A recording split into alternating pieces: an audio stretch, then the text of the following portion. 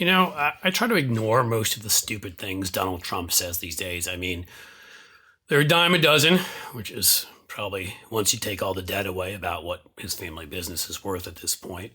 Um, he is what he is. He's a antisocial personality disordered, narcissistic, sociopathic. My guess is if you take out what's the latest DSM of of abnormal behaviors and of, let's call it, those who have psychological issues, that like half the book could describe Donald Trump. But again, he's still dangerous, and we're not talking enough about the danger he poses. The media is still both sidesing everything he does. So when he goes on his piece of shit, social media platform that even he barely posts on, and what's it called again? Truth something or other. Truth garbage truth socialist, whatever. When he goes on there and he retweets a lunatic calling for civil war, this is something we have to actually talk about. A crazy person walked into a store in Buffalo, and he didn't just walk in, he planned it.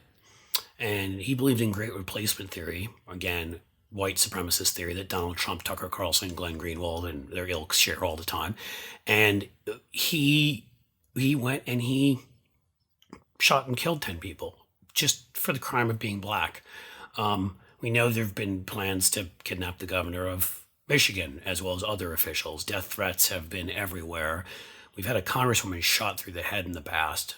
Gabby Giffords. I mean, this kind of thing, these threats lead to violence. We know they lead to violence. And when they come from Donald Trump's big, stupid mouth, his cult that surrounds him, it just takes a few of them because of the fact that we have the most ridiculously easy gun access laws.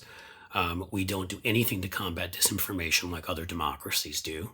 Consider it completely free speech to share blood libel for the most part. And we don't put any money into mental health services to get some of these people help before they do things like this. Remember Cesar Sayak, the guy that was sending bombs everywhere, powder? I mean, like, you'll forget most of the types of right-wing attacks that took place. In fact, the Anti-Defamation League just put out a graphic recently showing that over the last couple of years, 75% of the attacks were from far-right groups, violent attacks. 4% were from the far left. Both sides, 75, 4. And so, I'm not going to make this a long video. It's worth everyone knowing. You need to know that a former president of the United States who's trying to run again, I guess not retweeted somebody, whatever it's called, resocialized somebody who called for open civil war here. And chances are there are some lunatics reading it, and they've got weapons, and people may die because of it. And, again, just another day in America, right? Like, we had a coup, over 1 million people have died of COVID. But our media is still, people like Ashley Parker at the Washington Post are still writing pieces blaming Joe Biden for the lack of gun safety legislation that's been passed, and not even mentioning Mitch McConnell's filibusters. Like, that's the world we're in right now. Educate yourself, educate everybody you know, share this video. People need to know that this is what's going on. And, we need to stop Donald Trump because he's an evil sociopath like any other fascist dictator that has come along in numerous countries over the past 30 to 100 years.